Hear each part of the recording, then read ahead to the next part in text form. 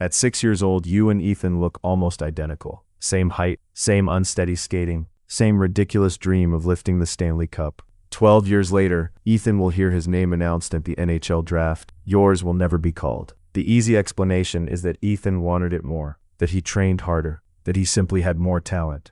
But the honest explanation is more complicated. Between your first practice and draft night are thousands of hours of training, thousands of kilometers of travel, new equipment, team fees, camps, hotels, and ice time. Every opportunity has a price. This is your life at every level of ice hockey, and the story of an opponent that never once puts on skates. Your dream begins on a television screen. A player lifts the Stanley Cup while confetti falls around him. You grab a plastic stick and begin shooting a rolled-up sock across the living room floor. Your mother loses a decorative plant. Your father loses control of the television remote. You gain a life goal. When you ask to play hockey, your parents smile. Then they start researching. Registration, skates, helmet, shoulder pads, elbow pads, gloves, hockey pants, shin guards, stick, jersey, socks. Apparently, becoming a hockey player first requires dressing like someone preparing to survive a small explosion. Costs vary enormously depending on the location, program, and level, but equipment, registration, and access to ice create an immediate financial barrier for many families. Your parents find a second-hand equipment sale. Nothing matches. Your gloves are different colors, your helmet is red, and your hockey pants are approximately one growth spurt too large. The bag smells as though 3 previous owners may still be trapped inside it, but it is yours. Across town, Ethan receives brand new equipment. Everything fits perfectly. For now,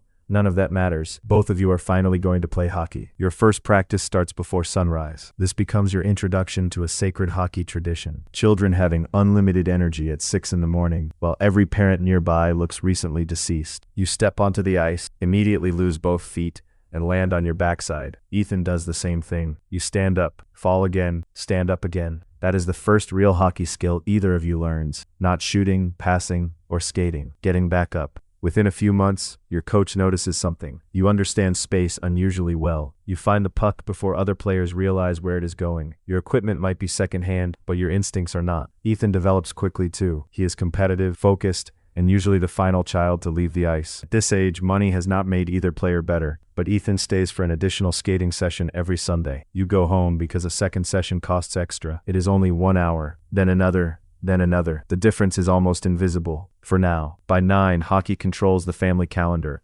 Birthdays must avoid tournaments. Weekends begin in cold rinks. Dinner occasionally comes from a petrol station because someone scheduled a game 2 hours away at 6 in the evening. You become one of the strongest players in your house league. You score goals, create chances, and begin recognizing plays before they happen. Parents in the stands start asking your father where you trained. He gives the honest answer. Mostly here. Ethan is also improving. He attends a summer skills camp, works with a skating coach, and practices his shot in a purpose-built area at home. You practice against a damaged garage door until your mother explains that developing an NHL release should not involve destroying the house. Your father drives you to free outdoor ice whenever the weather allows. Your mother searches for used equipment whenever you grow. They do not lack commitment. They are giving you everything they can. Your progress comes from crowded practices, borrowed ice, and repetition wherever you can find it. Ethan's progress comes from those same things, plus individual instruction and more time. Money is not replacing his work, it is multiplying it. At 11, you both attend a competitive team tryout. The pace is faster,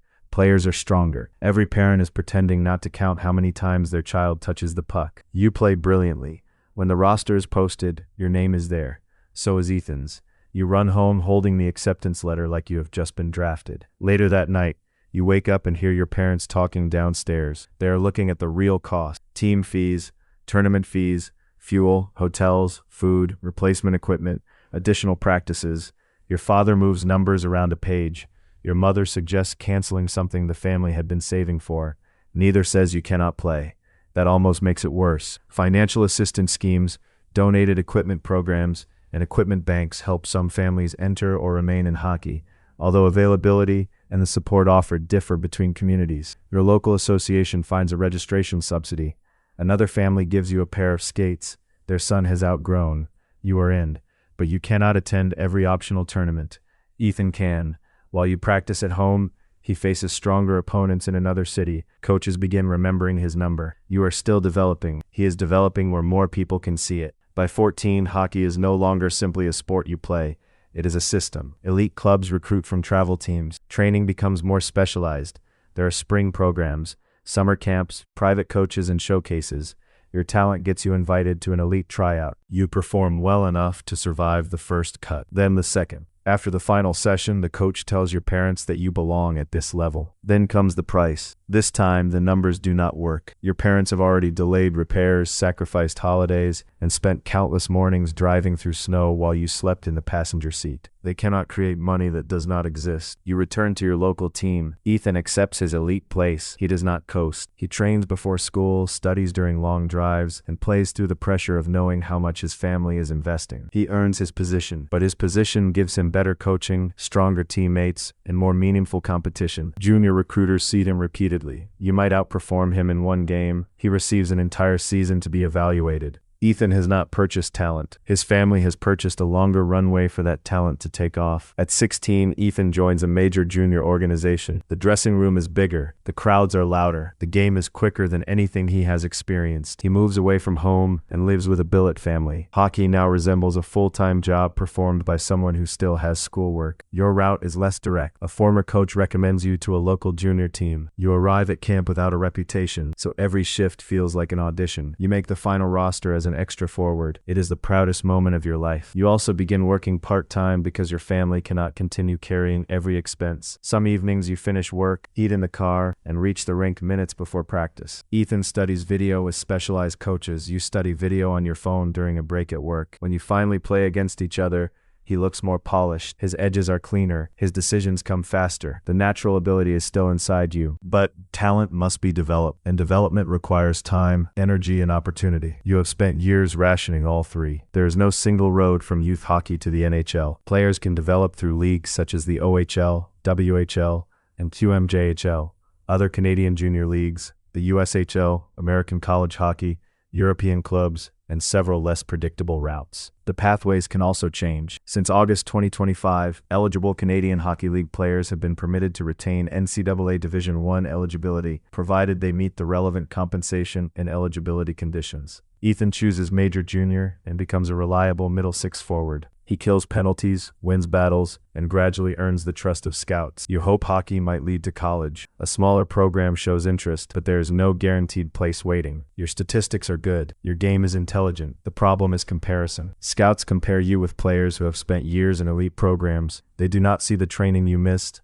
or the hours you spent working. They only see the player standing in front of them today. That is the cruel part. Potential cannot be measured in isolation. It is judged after opportunity has already shaped it. Ethan receives more interviews. You receive more questions. Why weren't you playing at a higher level earlier? There is no useful statistic for your answer. At 18, players meeting the NHL's age and eligibility conditions can be selected in the entry draft. Ethan appears on scouting lists, not near the top. Nobody is calling him a future superstar, but teams know his name. You remain eligible too, although eligibility and genuine draft consideration are very different things. On draft weekend, Ethan sits with his family. You are working. Round 1 passes, then round 2. By the final rounds, Ethan begins wondering whether his opportunity is disappearing. Then the phone rings. A team selects him late in the draft. His parents cry. Ethan cries. Years of early practices, sacrifice, and pressure collapse into one moment. You check the results during your break and see his name. You are proud of him. You are jealous. Both feelings can exist at once. Your own name is never announced. Being drafted gives a team rights to a player.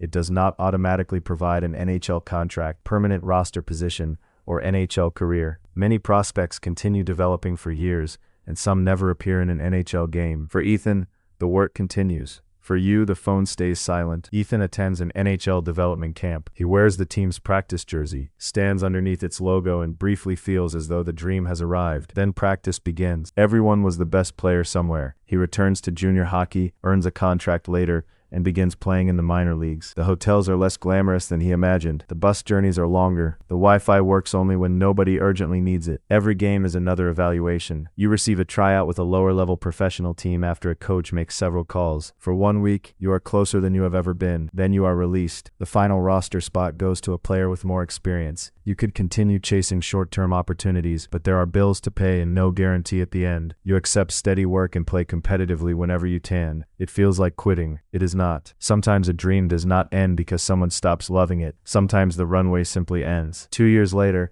Ethan is playing in the minor leagues when an NHL forward is injured. Ethan receives the call. 1 game, that is all he is promised. He walks through the arena tunnel and steps onto NHL ice. The building is nearly empty during warm-ups. but he looks around as though every seat is full. That night, he records no goals, no assists. He blocks one shot, wins a battle along the boards, and plays 8 minutes that took nearly his entire life to reach. He earned every second. You watch the game from a small rink where you now coach children. For a moment, you wonder what might have happened if your family could have afforded another tournament, another camp, or another season at the elite level. There is no answer. Then a new player arrives for practice. His helmet is scratched. His skates are too large. His mother quietly asks whether the club has any equipment he can borrow. You recognize the expression on her face. You have seen it across a kitchen table. With help from other parents and local businesses, you begin collecting used equipment. Skates that no longer fit, gloves children have outgrown, sticks gathering dust in garages. Eventually, the club creates a small equipment loan program. It does not solve every problem. Ice still costs money. Travel still costs money. Hockey remains inaccessible to many families. But the next child receives a chance to begin. Ethan's money did not purchase an NHL game. It did not work him for morning practices. It did not make difficult decisions for him or carry him through every cut. Ethan worked. Ethan sacrificed. Ethan earned his opportunity. But you worked too. You had talent too. You simply never received the same number of opportunities to fail,